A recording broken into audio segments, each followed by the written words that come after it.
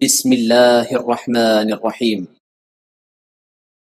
السلام علیکم ورحمۃ اللہ وبرکاتہ۔ الحمد للہ حمدا کثیرا طیبا مبارکا فیہ، والصلاة والسلام علی سید المرسلین محمد وآلہ وصحبہ اجمعین، اما بعد۔ حاضرین و ناظرین، یہ درس نمبر 2215 ہے، اور آج سورۃ المعارج کی 4 آیتوں کی تلاوت اور تشریح کی جائے گی۔ آیت نمبر 11 تا 14۔ اعوذ باللہ من الشیطان الرجیم، بسم اللہ الرحمن الرحیم۔ يبصرونهم يود المجرم لو يفتدي من عذاب يومئذ ببنيه وصاحبته وأخيه وفصيلته التي تؤويه ومن في الأرض جميعا ثم ينجيه صدق اللہ العظیم۔ لفظی ترجمہ یوں ہے، یبصرونہم، حالانکہ وہ انہیں دکھا دیے جائیں گے، یود پسند کرے گا، المجرم مجرم، لو یفتدی کاش کہ وہ فدیے میں دے، من عذاب یومئذ اس دن کے عذاب سے، ببنیہ اپنے بیٹے، وصاحبتہ اور اپنی بیوی، واخیہ اور اپنا بھائی، وفصیلتہ اور اپنا خاندان، التی وہ جو تؤویہ اسے جگہ دیتا ہے، ومن اور وہ جو فی الارض زمین میں ہیں، جمیعاً سب، ثم پھر ینجیہ وہ اس کو نجات دلاتے۔ ترجمہ یوں ہے، حالانکہ وہ ایک دوسرے کو دکھا بھی دیے جائیں گے، مجرم یہ چاہے گا کہ اس دن کے عذاب سے چھوٹنے کے لیے اپنے بیٹے فدیے میں دے دے، اور اپنی بیوی اور اپنا بھائی اور اپنا وہ خاندان جو اسے پناہ دیتا تھا، زمین کے سارے باشندے، پھر ان سب کو فدیے میں دے کر اپنے آپ کو بچا لے۔ ان 4 آیتوں میں 3 باتیں بیان کی گئی ہیں۔ پہلی بات، وہ لوگ ایک دوسرے کو دکھا بھی دیے جائیں گے۔ دوسری بات، مجرم یہ چاہے گا کہ اس دن کے عذاب سے چھوٹنے کے لیے اپنے بیٹے فدیے میں دے دے۔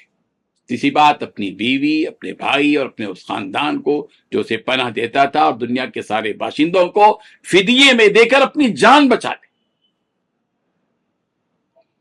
بزرگان محترم، پچھلی آیت میں بیان کیا گیا کہ ہر قریبی، چاہے وہ دوست ہو یا رشتہ دار، ایک دوسرے سے بھاگیں گے، دور بھاگیں گے۔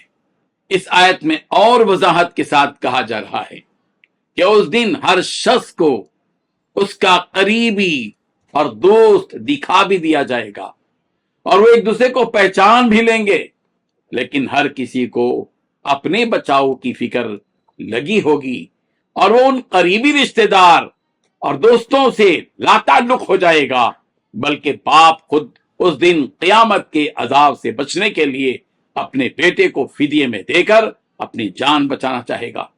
اولاد ہی کو نہیں، بلکہ جو بھی اس کے قریبی ہیں، جیسے بیوی ہے، بھائی ہے، اپنے خاندان والے ہیں، حتیٰ کہ ساری دنیا کے باشندوں کو اپنی جان کے تاوان میں دے کر اپنی جان بخشوانا چاہے گا۔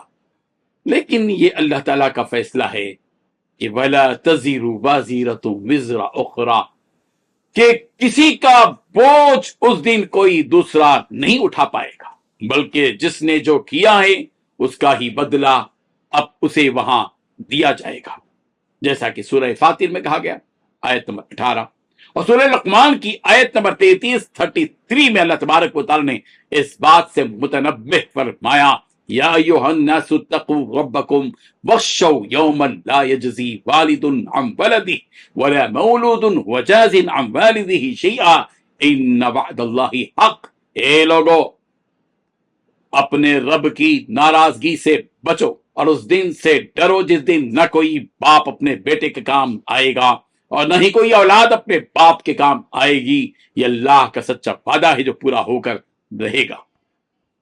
اللہ تعالیٰ نے انسان کو نصیحت کرتے ہوئے فرمایا فَلَا تَغُرَّنَّكُمُ الْحَيَاةُ الدُّنْيَا وَلَا يَغُرَّنَّكُمْ بِاللَّهِ الْغَرُورُ۔ اے لوگو، تمہیں یہ دنیا اور اس کی رونق دھوکے میں نہ ڈال دے کہ تم اس دنیا میں پڑھ کر اس قیامت سے غافل ہو جاؤ، اور نہ ہی کوئی بہکانے والا شیطان تمہیں بہکا کر نیک اور اعمال صالحہ سے دور کر دے اور تمہیں برائیوں میں ڈبو کر جہنم کا مستحق بنا دے۔